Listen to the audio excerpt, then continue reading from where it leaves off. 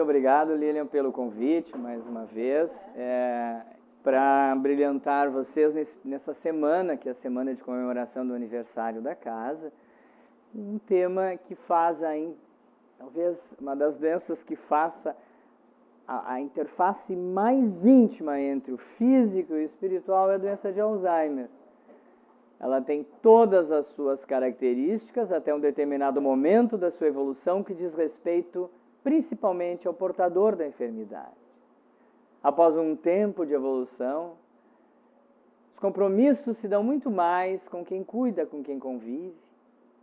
E mais lá adiante, ao final, volta a relação da doença com esse espírito, já mais desligado do corpo físico, em contato com a outra esfera da existência, na qual ele também vai se dar conta.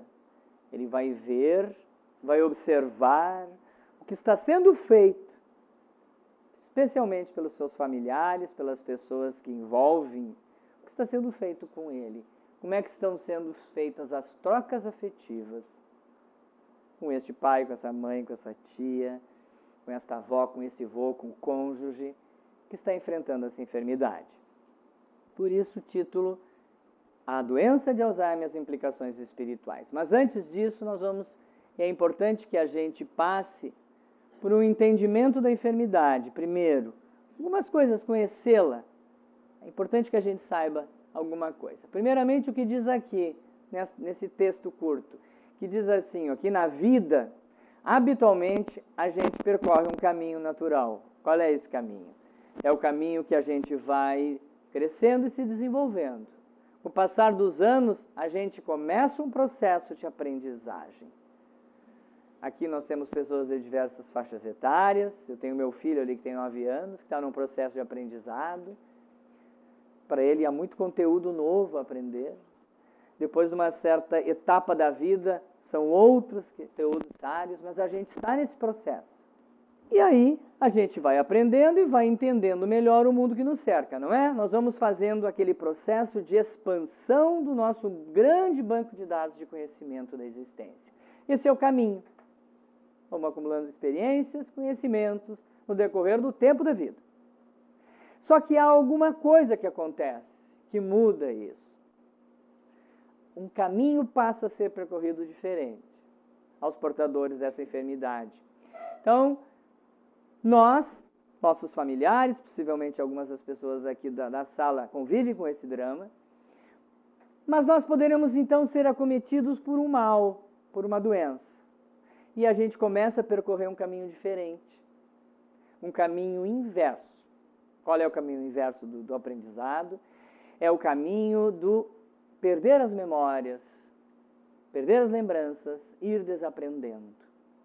Então, esse banco de dados que a gente acumulou ao longo de 60, 70 anos, ele, de uma forma que, claro que não é por acaso, ele começa, então, a ser perdido. E, aos poucos, como diz aqui, a vida vai desaparecendo. Então, a doença de Alzheimer é assim. Essa imagem ela é muito representativa, né? Essa árvore aqui que vai perdendo as folhas e não vai repondo. É assim que vai acontecendo com quem porta. A vida, como diz ali, ó, vai sumindo.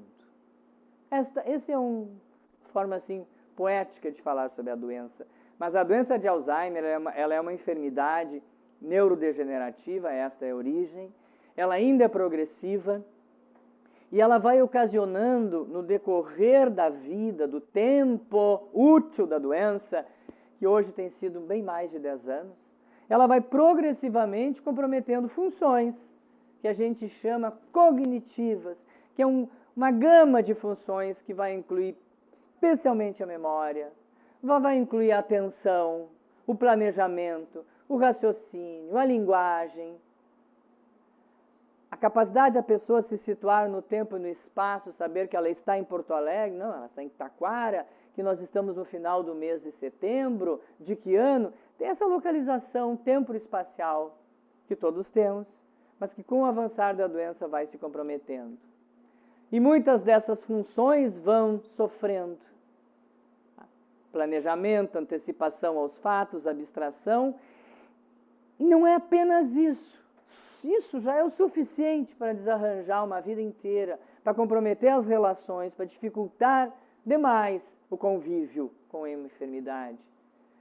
Mas há um plus, que são as alterações comportamentais que frequentemente surgem na evolução da enfermidade. É a mãe, é a nossa mãe amada, que lá pelas tantas começa a já não mais te reconhecer adequadamente como filho, teu filho, mas daqui a pouco ela esquece, daqui a pouco tu pode se tornar aquele que está roubando dela.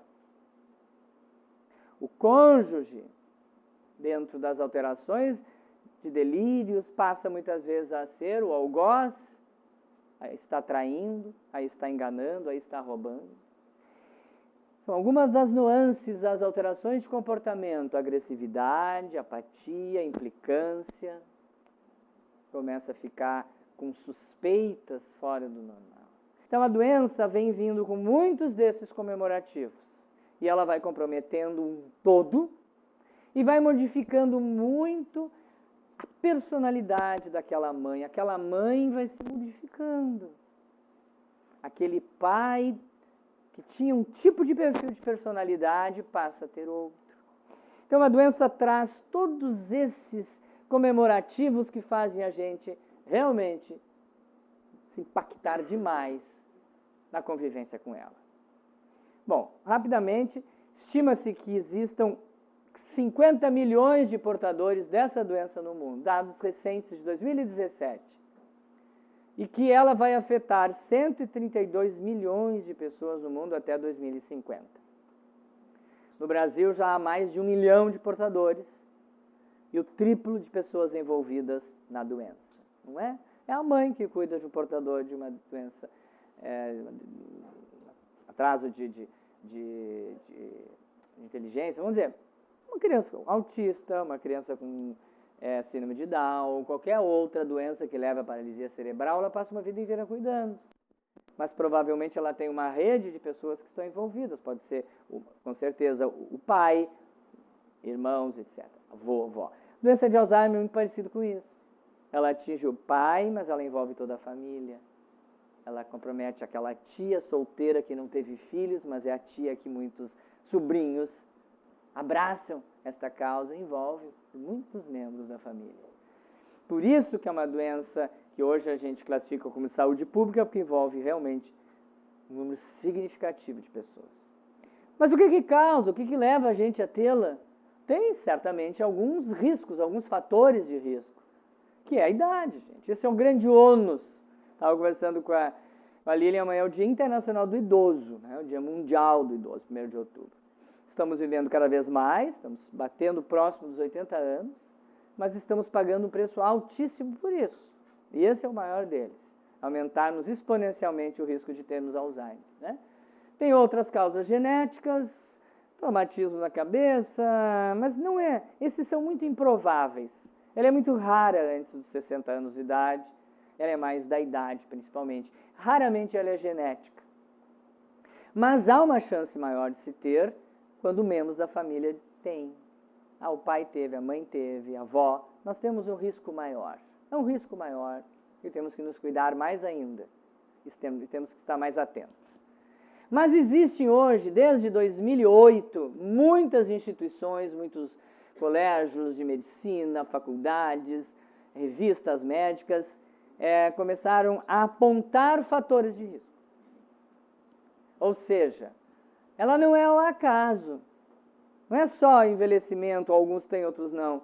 Há um alto índice de pessoas que desenvolvem a doença de Alzheimer tendo esses riscos, esses fatores de riscos anteriores ao surgimento dela.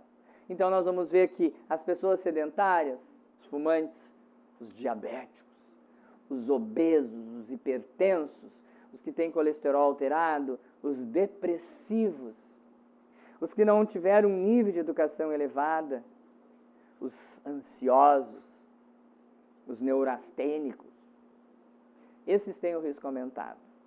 Apesar disso tudo, em 2014, a revista britânica The Lancet Neurology revelou que 1/3 dos casos de Alzheimer podem ser evitados por nós.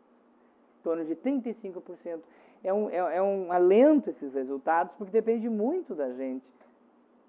Talvez mais do que 1/3 dos casos a gente possa, através de reeducação, evitar. A obesidade é um dos mais frequentes. Está ao nosso alcance, não está? Eu não posso interferir na história genética, familiar, no gênero, mas eu interfiro nisso aqui. Eu evito a obesidade.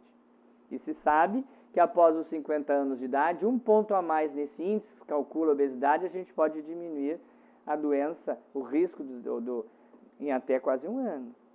Um outro fator de risco que protege é o controle da pressão arterial. Em 2016, uma revista norte-americana publicou resultados de estudos que vêm evidenciando o quê? Uma tendência à redução do número de casos de demência, não Alzheimer. Alzheimer é um título que se divide em vários tipos. Alzheimer é mais comum, mas há outras frequentes, que muitas vezes a gente tem e acha que tudo é uma coisa só, tudo é demência, tudo é Alzheimer, muitas vezes também ela é vascular. São as pessoas que tiveram derrame cerebral, isquemias cerebrais, hipertensas, têm um risco maior a desenvolver essa aqui. Então, esta demência, ela tem muito mais chance de ser prevenida do que o Alzheimer. Porque se a gente é hipertenso e controla a pressão, a gente é diabético, controla a glicose, baixa níveis de colesterol, faz atividade física, não fuma, nós reduzimos exponencialmente a chance da gente ter um derrame cerebral, silencioso ou não. E por isso a gente diminui o risco de ter demência. Então, de qualquer forma, mesmo que a gente faça tudo o que pudermos fazer, ela ainda é irreversível. Ela ainda não tem cura. Ela segue seu caminho, que pode ser de 10 anos ou até mais. Ela ainda não tem cura quando ela se instala. Temos várias formas de retardar ou desacelerar a sua evolução. Curar, não. Dependendo do tempo que ela leva, muitos idosos acabam falecendo por outras causas. Infecções respiratórias, urinárias, outras causas, mas não morrem da demência. Bom, recentemente, muitos estudos têm trazido luz para muitos portadores dessa doença. E quem cuida, né? Então, especialistas estão realizando exames médicos muito antes. Então, o futuro vai vir aí. Existem 2 correntes de estudos fazendo vacinas, medicações, tentando evitar o que a gente chama de cascata de eventos, um atrás do outro. Evita lá no início e não acontece o que vem a seguir. Muitas drogas estão sendo pesquisadas, algumas não deram certo, outras estão promissoras. Mas o que existe hoje, inclusive existe em Porto Alegre, são exames que podem serem feitos muito tempo antes, que é a pesquisa, né, do líquor, enfia na espinha, na coluna, uma agulha, retira o conteúdo licórico, examina as concentrações das proteínas que causam o Alzheimer. Ou faz um exame de imagem, que é um PET scan, que vai medir e quantificar a quantidade de placas amiloides que todos temos dentro do nosso cérebro. Só que os portadores dessa doença, eles têm um muito maior número. E esse exame de imagem, que por enquanto só tem em São Paulo, ainda para estudos, as pessoas vão fazer o exame, estão num risco, assim, estão com suspeita de terem a doença, mas não estão na faixa etária para ter, fazem o exame, aparece uma quantidade maior de placas, elas estão com altíssimo risco de desenvolverem mais adiante a enfermidade. Então, esse futuro, em pouco tempo, estará ao alcance de muitas pessoas detectar a enfermidade 10, 15 anos antes dela começar a trazer sintomas. Porque a doença, quando se manifesta aos 70 anos no pai da gente, na mãe, na avó, ela já estava em processo biológico, molecular, 20 anos antes, aproximadamente. E ela é silenciosa nesse período. Ela fica numa janela sem sintomas. E não temos ainda como detectar claramente, mas a passos largos a ciência está se encaminhando. Como a gente diz que o futuro é promissor. Então, se a gente olhar isso aqui, a gente pode ver que lá, nesse árido terreno seco, tem uma plantinha que insiste em sobreviver e lá nós vamos nutri-la, hidratá-la para que ela, quem sabe, né, reavive esse cérebro. Então, o advento dessas vacinas, das medicações, da engenharia genética, das células-tronco, por alguns desses caminhos ou outros, nós vamos chegar lá. Mas esse é o mais importante, gente. Controlar os fatores de risco. E esses estão ao nosso alcance. Controlar as doenças que nós já temos.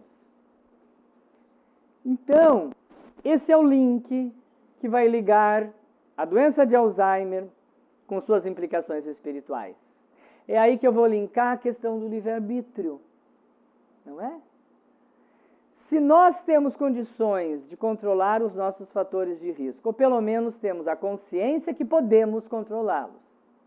Muitos aqui na sala são hipertensos, e muitos talvez sejam diabéticos, ou estão acima do peso, ou são sedentários, ou estão depressivos, ou vivem num estresse, numa hostilidade, convivendo e comungando emoções negativas, entre outras. Nós não conseguiremos, será, intervir sobre elas? Mas claro que sim. Eu não vou conseguir mandar para fora aquela cambada de sem-vergonhas de políticos desse nosso país. Não cabe a mim hoje conseguir mandar embora um ou botar na cadeia. Eu não consigo.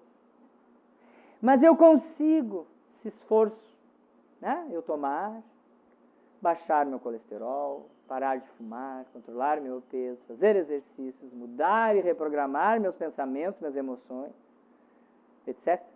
Eu tenho como fazer isso. Então, o controle dos fatores de risco depende da nossa vontade, do quanto a gente pode intervir em nós próprios e mudar essa tendência a desenvolver a enfermidade. Então, aí nós vamos falar sobre essa visão espiritual ou espírita, que vai mostrar para vocês como existe uma correlação muito íntima desses fatores de risco, especialmente das questões emocionais, que hoje estão na gênese da grande maioria das doenças da humanidade. São os problemas das nossas emoções, dos nossos sentimentos, da nossa hostilidade ou da nossa harmonia, da capacidade de perdoar ou de viver uma vida inteira com uma raiva e uma mágoa só multiplicada. Depende muito da gente. Então, na visão espiritual, para quase todas as enfermidades, a gente entende da seguinte forma. Nós nascemos com uma tendência genética para desenvolvermos certas doenças. Mas as nossas escolhas corretas ou equivocadas, nessa e nas vivências anteriores que tivemos, é que vão imprimir as predisposições kármicas, que vão ser manifestadas no nosso corpo como doenças. O Alzheimer é um exemplo típico. O câncer, né, a doença de Parkinson, outras doenças mentais, elas estão ligadas aos nossos ajustes ou desajustes de vivências pregressas e atual. Como é que eu estou conduzindo a minha vida hoje? De uma forma equivocada, inadequada. Sou estressado, sou hostil, sou raivoso, não me cuido. Eu estou nessa própria existência por desajustes, por decisões minhas, escolhas equivocadas, comprometendo. E eu vou imprimir o quê? Uma predisposição kármica. Todos temos tendências kármicas a desenvolver aqui, a imensa maioria de nós, como planejamento reencarnatório, dentro do planejamento reencarnatório, a gente vem com doenças a serem desenvolvidas, passar por determinadas enfermidades. E dentro do contexto espírita, elas são formas de reajuste, oportunidades valiosas de reequilíbrio. E o Alzheimer está ali, como uma predisposição kármica, não como um determinismo absoluto. Vai acontecer, não é um fatalismo, não existe. Nós trazemos muitas vezes dentro do planejamento nossas tendências para desenvolver aquela enfermidade. Muitas vezes nós não as desenvolvemos, ou as desenvolvemos de uma forma branda, ou ainda assim agravamos. Então, todos nós, como espírito, temos dentro de nós uma coisa chamada genótipo espiritual, que ele está impresso no nosso perispírito. E determinado pelo quê? Pelo nosso grau de evolução, desenvolvimento, dificuldades, conquistas, todas que a gente fez no campo moral, que a gente traz para esse plano, para esta vida. trazemos as nossas conquistas, nossos acertos, mas também ainda muitas bobagens que fizemos e erros que cometemos. Isso certamente vai influenciar o nosso corpo físico segundo a lei de causa e efeito. É o perispírito que está agindo como um molde magnético que orienta e organiza todo o nosso material genético celular através de um material genético espiritual. Isso não é de conhecimento ou de aceitação da ciência, ainda não. Mas há correntes dentro da própria ciência tradicional que postula e aceita isso. Mas a ciência espírita coloca que existe um molde espiritual, também existe um genótipo, um código genético, com todas as nossas informações espirituais que plasmam, que impregnam, que determinam o nosso código físico a se manifestar assim ou assado. Ter essa característica ou aquela, ter esta ou aquela doença. Então, nós temos esse código genético físico submetido a um código genético espiritual, que está no núcleo. No núcleo das células existe o código genético. Aonde estão o quê? As predisposições kármicas. A gente reencarna com tendências a desenvolver ou não. Mas é no citoplasma das células que vai ocorrer a evolução daquela doença kármica e as novas doenças chamadas não kármicas. Isso é um termo muito técnico, desculpa para vocês, é um termo médico espírita que a gente estuda muito, mas a ciência admite hoje também que não é no núcleo que se dão essas transformações, é fora dele, são no citoplasma das células. E ali ocorre a influência da mente, dos sentimentos, da vontade, do nosso esforço pessoal. Imagina se a gente nascesse com determinismo, fatalismo, desenvolver isso, de ser assim, de trazer as mesmas características e não ter ferramentas para alterá-las. Não haveria graça e sentido na reforma íntima. A gente tem as ferramentas. E essas ferramentas, no estudo técnico, significa que fora do núcleo, naquele código genético que a gente recebe do papai e da mamãe, ele ali tem genes que vão se expressar ou não, que vão ser ligados ou desligados, dependendo muito mais da gente, da nossa vontade, da nossa capacidade de transformar, do que da herança genética. E isso o Espiritismo, a doutrina já falava muito antes, que aquilo que nós falamos lá no início é a capacidade que temos de alterar aquilo que trazemos, pelos nossos próprios esforços. Alírio de Cerqueira Filho, que é um escritor, escreve livros muito interessantes da medicina, ele diz que a intensidade da doença se manifestar em cada um de nós, ela vai depender do nosso livre-arbítrio, que cada um traz no espírito, e que poderá desenvolver, como eu disse para vocês, a doença pode ser de uma forma suave, ela pode ser severa, moderada, ela até pode transmutar. Nesta vida nós não vamos desenvolver aquele câncer, que talvez a gente tenha se programado para enfrentá-lo. Ou aquela doença será mais branda. O nosso querido Hermínio de Miranda dizia que você é responsável por tudo aquilo que faz de errado e contabiliza a seu favor as boas ações praticadas. Tudo conta ponto, de um lado ou de outro, negativo ou positivo. O resultado desse balanço que é a nossa vida, né, que é o acúmulo de todas as experiências pregressas, é a medida da nossa paz interior ou dos distúrbios emocionais que ainda remanescem em nós à espera de uma solução. Então é esse equilíbrio que nessa vida está contribuindo em muito para o nosso estado de saúde ou de doença. Trazemos tendências de vidas anteriores? Sim, claro. Mas muito mais se aqui nesta experiência, nesta encarnação, mais duradoura, mais importante, que mais compromissos temos, é nessa que a gente altera, modifica, agrava, atenua, acentua, não faz desenvolver as doenças ou as mais diversas situações de adversidade da existência. Podemos modificar? Podemos. E a doença de Alzheimer está dentro desse grupo também. E nós vamos ver que é tão verdade quanto o que diz alguns, como dizem alguns estudiosos e como o Espiritismo se debruça em cima disso. sobre os pensamentos destrutivos e os sentimentos doentios que nós temos.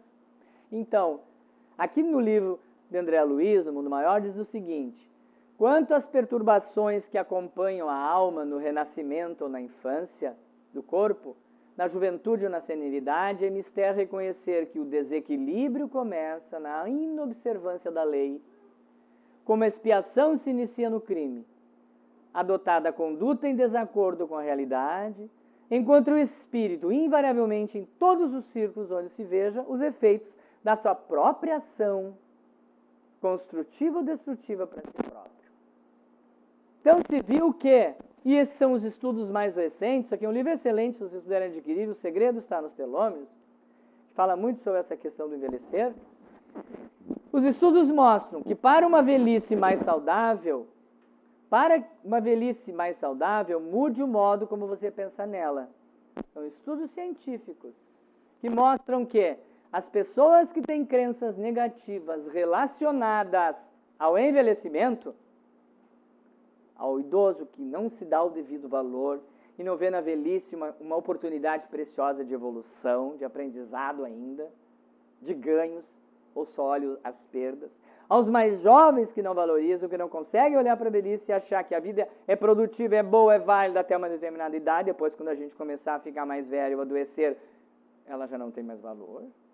E por isso começar a ter medo do envelhecer, ter receio da velhice, ter um pensamento negativo e pessimista em relação a ela, vai aumentando a chance de declinar a memória e poderá aumentar a possibilidade de desenvolver a demência de Alzheimer no futuro.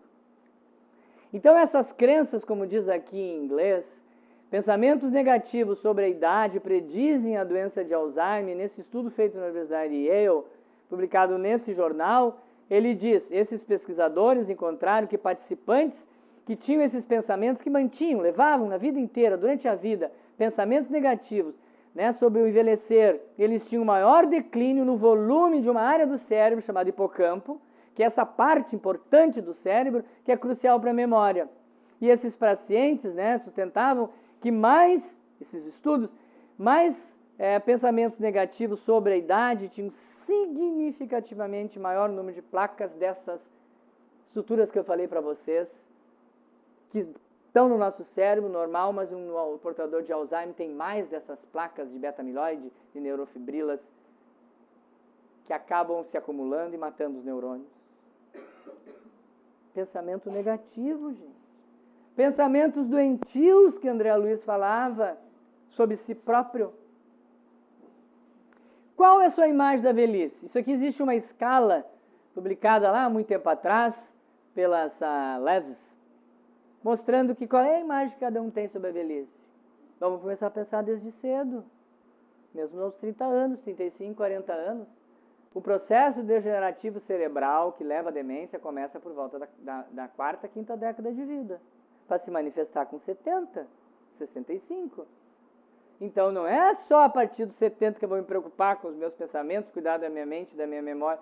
Ela já está sendo detonada ou melhorada, protegida, conforme que a gente está fazendo.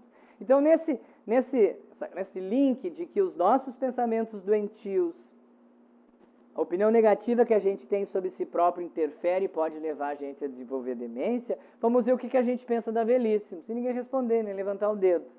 É apenas dizer para si próprio. Quem ainda não está envelhecendo, na verdade todos estamos envelhecendo. Quem ainda não está com 60 anos ou mais, ou está bem lá atrás, ou quem já está vivenciando ela, que para ver muitas pessoas aqui que estão, o que acham? Será que a minha velhice pode ser bem-humorada, ou ela é otimista, mal-humorada ou otimista? Será que ela é frágil ou tenho confiança, eu me sinto autoconfiante? Será que a minha velhice está sendo solitária? A minha opinião que eu tenho, a imagem que eu tenho da velhice é de um período solitário? Ou com ela eu tenho vontade de viver, de conquistar, de ter objetivos? Amargurada, amorosa, dependente, capaz, confusa, sábia. E aí vai.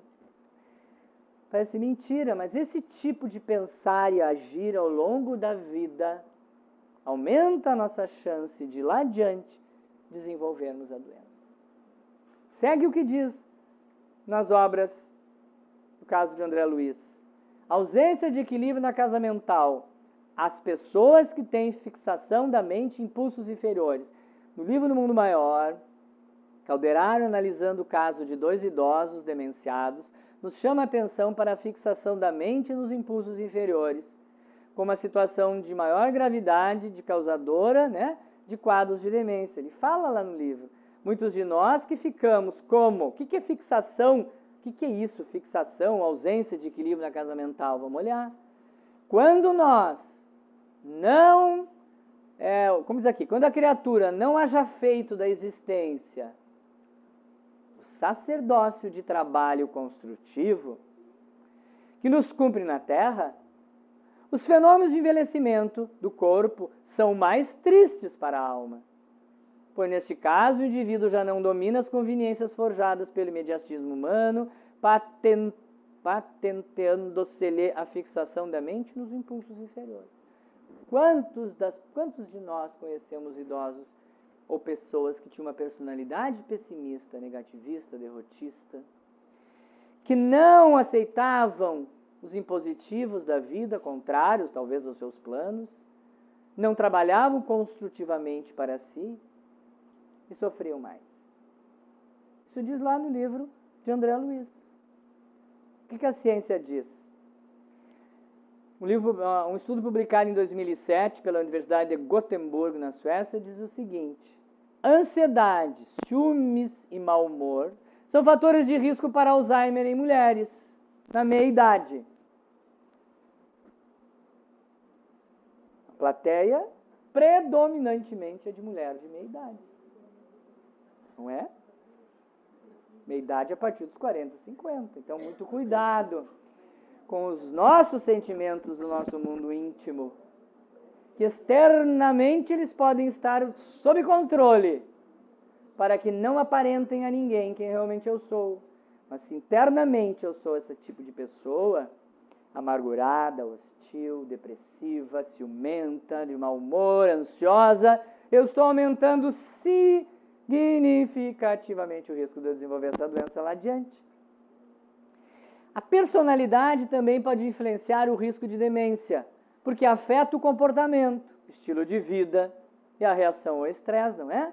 Uma personalidade que vocês vão ver aqui embaixo, que mostra bem esse desenho, que é uma personalidade neurastênica. Todos temos graus de neurose na vida, mas existem escalas de neuroticismo, escalas que são aplicadas, que mostram que a pessoa tem um nível alto, médio, baixo de, como diz ali, de tendência a se desestabilizar emocionalmente. E traços de personalidade ansiosa, ciumenta, mal-humorada. Então, esse tipo de perfil de pessoas, geralmente, são mais propensas a serem agressivas, raivosas, se sentirem culpa, invejosas e haver depressão. Então, o perfil da tua personalidade, o teu jeito de ser, a tua construção da tua psique, te faz ser mais esta pessoa assim, do que ao contrário de alguém mais sereno, menos raivoso, mais consciencioso, que contemporiza situações. Então, esse perfil de personalidade, gente, que muitos de nós temos, precisa ser identificado, combatido, porque ele gera muitas enfermidades. E ele pode aumentar o risco de nós virmos a desenvolver essa demência, essa doença tão temível, que nos rouba tanta qualidade de vida. O que mais diz a doutrina espírita? Ela fala da rigidez de caráter e de decisões. Eu estava conversando aqui com a Lilian. Pessoas que ao longo da vida têm dificuldade de lidar com perdas e lutos. Pessoas que têm um perfil, que têm dificuldade de aceitar as mudanças. Pessoas que são muito rígidas no seu caráter, têm um alto grau de culpa, se cobram demais, tem uma doença, não sei o que está escrito aqui, uma autocobrança doentia, se autopunem, são pessoas muito autoritárias, de muito comando, de muita inflexibilidade do seu temperamento, do seu caráter. Estas pessoas aumentam o risco significativamente de desenvolver a demência senil, Nesses pacientes é muito comum observarmos a dificuldade de lidar com uma perda, com o luto. Eles não conseguem lidar, não conseguem aceitar. Olha esse desenho, olha essas duas imagens aqui de baixo. É um médico, provavelmente era bonito, era jovem, sadio, está velho. Está se vendo no espelho idoso, com alterações das mais diversas, lidando com enfermidades, com limitações, e pode não estar aceitando aquele militar que, quando jovem, tinha um outro perfil, uma outra característica, pode estar se olhando e não se aceitando, porque ele não está se preparando para a velhice, ele não está aceitando, ele vive conflitos, ele não aceita essas transformações que o processo do envelhecimento acarreta, desperdiçando sublimes oportunidades de renovação, de aprendizado e dessa construção dos valores espirituais. Assim é o mesmo mecanismo da depressão, gente. As pessoas portadoras de depressão têm risco aumentado de demência senil, têm risco aumentado de infarto. Então, os estudos têm mostrado que quando tu não reage à vida, tu te entrega, tu não te trata, tu agrava muito os riscos a ela. Então, voltando, essa dificuldade das pessoas enfrentarem as feridas da alma, se nós formos ler Joana de Ângeles, nós vamos encontrar que ela coloca na depressão como a dificuldade do ser humano de encarar as dificuldades, ele se isola, ele vai para uma espécie, ela coloca uma prisão de si próprio, porque não consegue enxergar e aceitar as mudanças, transformações, não tem coragem, ele se deprime. Então a depressão, mesmo na visão espírita, ela tem semelhanças muito grandes com a depressão quando ela é descrita pela ciência tradicional. Então as pessoas, vejam, é muito comum isso, não enfrentar. Geralmente apresentando-se por meio de sentimentos doentios, quando a pessoa gera esses sentimentos hostis, passa uma vida inteira revoltada, com mágoa, ódio, vingança, orgulho, ferida, egoísmo, avarejo. Então tudo isso aqui, gente, é um perfil da personalidade de muitas das pessoas. E diante das dificuldades de modificar, ela se deprime, ela se abate, ela fica sem ânimo, sem vontade, e ela simplesmente quer fugir da existência. Ela não consegue enfrentar as dificuldades, ela se deprime. E a depressão hoje está no olho do furacão de muitas das doenças. E a ciência tem mostrado, nesse longo estudo feito por 50 mil voluntários, pelo British Journal Psychiatry, em 2013, diz o seguinte: essa pesquisa indica que depressão após os 50 anos é fator de risco para a doença de Alzheimer. Depressão não tratada. Depressão não... Muitas pessoas tratam a depressão hoje com medicação, com terapia, com recursos, mas seguem tendo alguns sintomas residuais dela, mas em um estágio melhorado, com mais ânimo, mais vontade, voltam muitas vezes ao trabalho. Essas pessoas, elas não há estudos profundos para elas, mas se crê que essas estão mais protegidas. O problema é a depressão não tratada, a depressão que a pessoa até busca todo tipo de recurso e segue gravemente enferma. A estes aumenta o risco. Então, a depressão, especialmente a não tratada, é fator de risco para a doença de Alzheimer. Da mesma forma que a pressão alta é para o infarto. E esse risco aumenta consideravelmente nos casos de depressão após os 50 anos. Por isso que eu falo para vocês, se desde os 45, 50 anos eu tenho essa doença, eu tenho um risco aumentado de ter Alzheimer aos 70. Eu preciso fazer algo para combater. Depressão pode acelerar o processo de envelhecimento, o cumprimento desses nossos telômeros eram menores em pacientes com depressão. Então, existem muitos estudos em cima disso. Bom, até aqui tem a ver muito conosco, não é?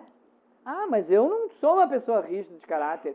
Ah, eu enfrento os desafios, eu me cuido, eu não estou em nenhum desses perfis, mas eu tenho a demência. Bom, então vamos olhar talvez, por muitas das vezes, a demência ela entra na tua vida, ela é uma enfermidade da tua vida, da tua família, porque há uma necessidade muito maior por trás disso, que é esta, de que os seus familiares, do que o filho, a filha, o nora, a genra, o irmão, o tio, a dinda, quem for, estas pessoas estão implicadas nas teias das existências anteriores. E volta a ser necessário, pela doença, que se reajustem, se equilibrem esses fluidos antigos, de tristeza, de mágoa, de ressentimento, de falta de amor, que certamente estava por trás disso. Então ela volta, ela surge essa doença na pessoa. Na prática, observa-se em praticamente todos os casos, vejam todos os casos de portadores da doença de Alzheimer, uma grande necessidade de aprendizado dos familiares e cuidadores. Não está escrito ali uma necessidade de castigo, de pagarem pelo mal que fizeram. Está escrito? Claro que não. Vocês não vão encontrar essa palavra dentro do Evangelho, castigo. Não há esta forma de entender a necessidade dos reencontros familiares para os reajustes. Mas nós podemos olhar e ver a palavra aprendizado. A necessidade de se reaprender, particularmente aqueles mais próximos e responsáveis pelo cuidado que receberam, né? Que acabam recebendo maior carga emocional. Aqui nós temos fotos de uma família enorme. Aqui está a mamãe, o papai, a vovó, o vovô, tem um monte de filho, um monte de nora, um monte de neto. Ou bem pequenininha, um único filho. Tem um filho e tem 2 pets. Hoje é a família mais comum. Mais pets e menos crianças. É preocupante. Claro que é preocupante. Porque a família está ficando pequena. Os pais estão envelhecendo, estão adquirindo a doença. E cada vez está mais difícil que filhos, né, consigam tempo suficiente nas suas vidas para muitas vezes serem recrutados em determinado momento delas para cuidar. Então aí entra essa questão da necessidade dos familiares e cuidadores, gente. Para o quê? Há uma constante orientação dos amigos espirituais nesse sentido, abençoando a oportunidade, vejam vocês, que as pessoas envolvidas na patologia e nos cuidados têm de reorganização de vínculos afetivos e energéticos. Assim que nós temos que ver essa doença hoje aqui dentro de uma sociedade espírita. Ali fora, diversas outras instituições, na nossa casa, em que nem todos comungam desse entendimento, as pessoas podem ver a doença como um castigo mesmo, uma praga, que raiva, por que eu tenho que enfrentar isso? Porque para mim. Mas nós que temos uma caminhada dentro da doutrina, que temos a doutrina como norte, como guia moral para as nossas vidas, sendo a nossa filosofia de vida, a gente precisa entender que é uma oportunidade que quem está envolvido, os familiares, para que reorganizem esses afetos, esses vínculos energéticos do passado, que foram certamente comprometidos em outras vidas. Como oportunidade de reajustes, aprendizados inúmeros. Especialmente no quê? Na renovação dos sentimentos doentios e do sublime aspecto da renúncia e do cuidado. Ali a gente renuncia de uma série de coisas, quando tem que cuidar do pai, da mãe, do avô, da avó, do tio, do cônjuge, do cônjuge. Ali a gente renuncia, faz isso aqui, reabilita, renova, toma novas condutas. Isso é muito comum nas famílias. Pode não ter nenhum daqueles casos anteriores de rigidez de pensamento, de personalidade, de fraqueza, de não encarar, de não aceitar a velhice, de ser rancoroso, raivoso. Pode não ter isso. Mas o pai está com essa doença. A mãe está desenvolvendo. E aí? Vão desaprendendo, vão ficando cada vez mais difíceis de cuidar. Provavelmente eles nos cuidaram, né? Fizeram de tudo o que puderam fazer, daquilo que estava ao alcance deles, para nos dar o amor, o afeto, a condição moral íntegra, certa. Em algum momento da vida, a gente está sendo novamente chamado para fazer esse tipo de cuidado. E aí que entram essas questões. Por isso que eu falei no início da exposição, que a doença de Alzheimer traz isso, porque vai mexer com os teus sentimentos, especialmente quando esse pai ou esta mãe, em decorrência do avanço da enfermidade, já não te reconhece mais. Tu já não é mais o filho, mas aquela filha amada. Tu até pode estar dentro daquele universo dos esquecidos. Em algumas vezes tu passa a ser o desafeto. Casos de todo tipo, de filhos que não davam a mínima, passaram seus filhos queridos, amados. e aquela filha solteira. Existem estudos mostrando que quem mais cuida dos portadores de Alzheimer é a filha, não é o filho. E se ela for solteira, então mais ainda. É aquela que não constituiu família, que se doou boa parte, muitas vezes está ali na luta e ela passa em determinado momento a não ser mais reconhecido pela mãe. Ou aquele sentimento de amor, de afeto ser trocado por uma coisa de desconfiança e ódio. Então vocês imaginem o que é mexer nos nossos sentimentos, de lidar com isso, com essa enfermidade. Se a gente não tem um suporte, um conhecimento espírita maior do que a gente não aguenta. E mesmo tendo, é um fardo extremamente pesado e árduo, porque ele é longo, gente. Costumo dizer, não é uma infecção de ouvido do filho que dura 2 dias, uma noite tu não dorme, na outra, graças a Deus, o antibiótico já fez efeito.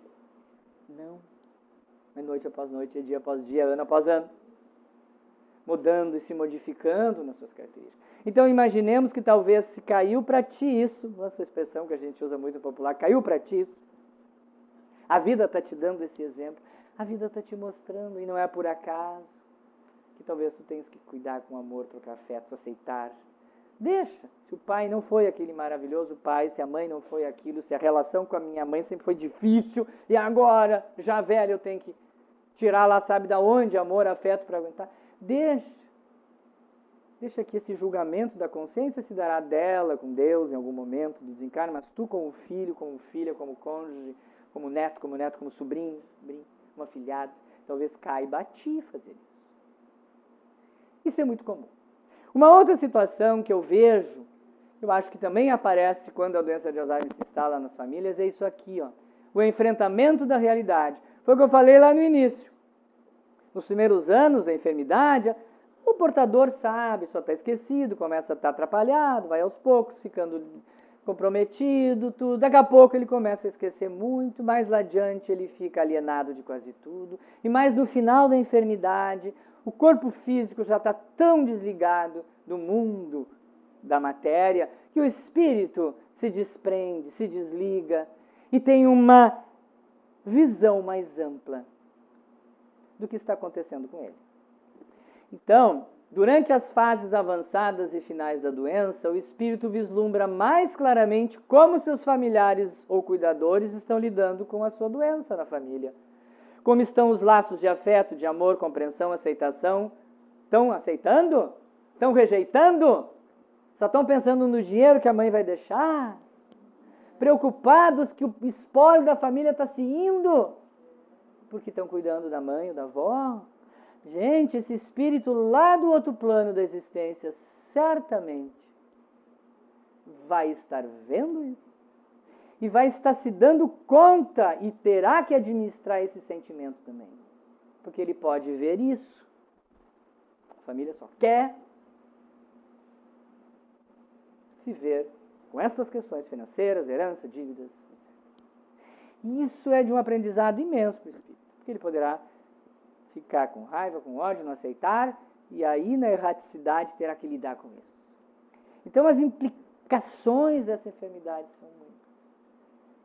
Tomara que a gente possa, se for para cada um de nós, ao turno de cada um, lidar com essa enfermidade em família, que a gente faça da melhor forma possível. Com os maiores esforços, com todo o carinho e amor, com tudo que a gente precisa.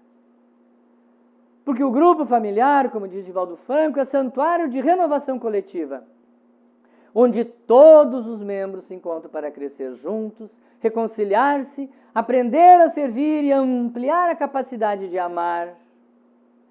Reunidos novamente, devem se juntar no processo de libertação em que se encontram comprometidos. Então, no lar, nas diversas formas em que surgem a necessidade da convivência, poderá se dar no enfrentamento da doença de Alzheimer. Em como lidar com ela. Para que talvez realmente tu precise te libertar em todos. Talvez pela doença tu aprenda a amar de uma forma ampla, correta, adequada, e que em vidas pregadas tu não foste capaz. E talvez, certamente, implicações pregressas da tua relação filho e mãe estão sendo, nesta vida, tendo a oportunidade de serem resgatadas, reajustadas, resolvidas. Então não percamos essa responsabilidade, essa oportunidade, se for para nós, ao turno de cada um. Eu quero encerrar com uma mensagem, vou botar uma musiquinha aqui para a gente entrar já em sintonia, para a prece final. Pode levantar. Subir um pouco mais.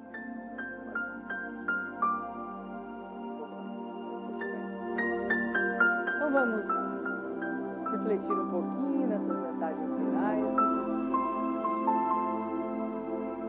As doenças podem ser recebidas com revolta, com raiva, com indignação.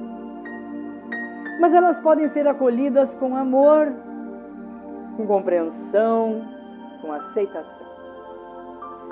Certamente, se nós acolhermos estas doenças com sentimentos nobres e elevados, as dificuldades e os obstáculos do ato de cuidar serão enfrentadas com mais naturalidade e com mais leveza.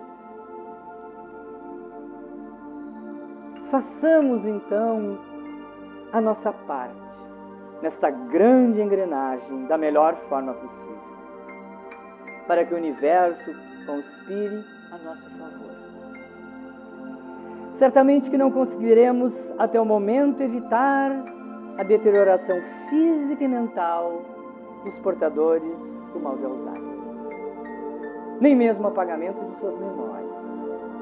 Nós poderemos ajudá-los a passar por isso, dando-lhes amor, carinho, aconchego, acolhimento, respeito e preservando a dignidade a que todo ser humano tem por direito.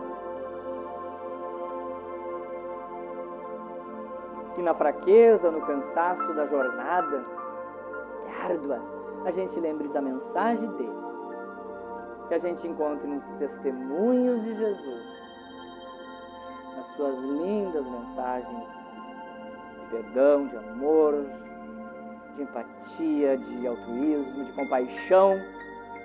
A gente encontre a certeza, a coragem, a força para cumprir o nosso compromisso da melhor forma possível. Se dentro deste planejamento reencarnatório estiver lá um dos objetivos primordiais da minha evolução moral, conviver com essa enfermidade, ser o portador dela ou o cuidador de alguém, que eu tente fazer com amor, com leveza, carinho e compaixão. Muito obrigado.